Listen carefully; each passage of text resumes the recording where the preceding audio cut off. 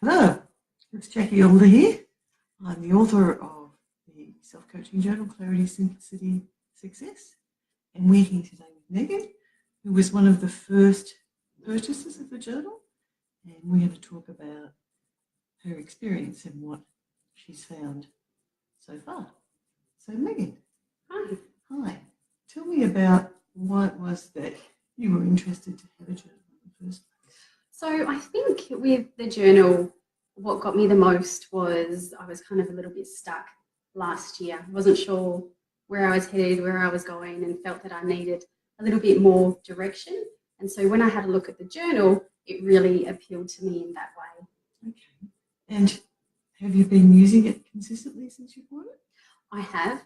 I didn't over Christmas, but I do use it consistently. And I've actually gone back to the starting pages and re-looked at the values that I wrote, because I've had the journal maybe a year. Yeah, so I've gone back and I've looked at the values that I had written then, and they've obviously slightly changed, and my goals. So I've kind of worked my way through and gone back again, and I'm starting the whole sequence again, which is something that I really enjoy. So it's good to see any type of goals I hit, or maybe a direction I was taking last year has changed now as well. So it's really beneficial to be a great reference point. Okay, that's great. I'm curious, a number of women have said the first couple of questions, the second question is actually the one that they get stuck on. And for those of you who don't know, the first question is what's important to you.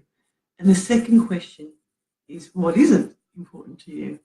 And what was your experience with that question?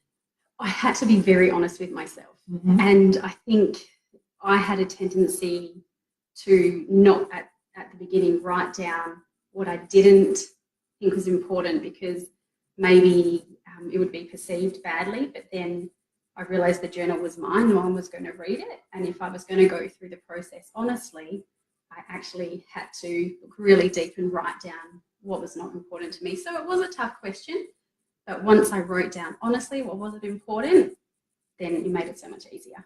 So you felt relieved? 100%, yes. Okay, indeed. And it felt different when you wrote it down rather than thinking it to yourself? It did, because then it almost became real, and it became something that I looked at on a regular basis. And, you know, from a business point of view, if I was falling back into that trap of doing something in business that wasn't important or I didn't enjoy, I would just go back and read the journal, and it would just reaffirm to me to not do it. And did it have any impact on your self-talk, you know, how busy or quiet your mind was? It actually did, and I found that question probably to be one of the most powerful, because it made me change things that I was doing in business as well. And as soon as I changed them, I think it was almost like a light had come back on. Fantastic. I know. And so it's, and you know, I guess for me personally, last year I felt like I was in a washing machine, and it was really great to have the journal and your guidance as well, your personal guidance of getting me through that year. And this year I feel so much more clear, and I've got a lot more clarity. So thank you. Fantastic. You're welcome. And thank you for sharing that with us. No worries. And thank you. We'll see you soon. See you soon. See ya.